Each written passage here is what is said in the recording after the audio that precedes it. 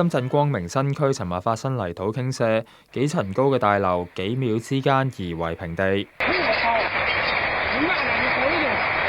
有民眾拍攝到泥土不斷湧落山，工人驚慌逃生。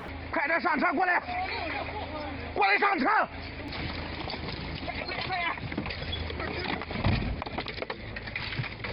事發喺尋日朝頭早11點40分，塌方嘅地點位於半山一個泥頭堆積高達12層樓高嘅山坡。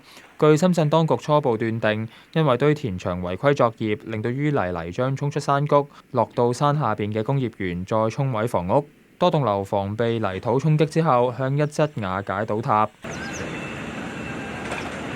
現場鋼筋水泥交錯，唔少貨倉嘅貨物散滿全地。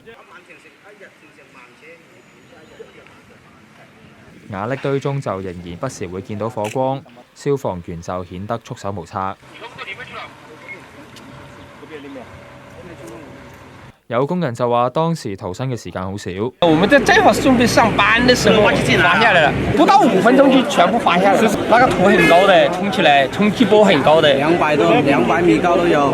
深圳市政府就話，有超過1500名嘅警察同消防員參與現場救援工作，已經疏散工業園入邊900幾個人，救出咗7個人，總共有14個人受輕傷。截至尋晚11點，仍然有59個人失蹤。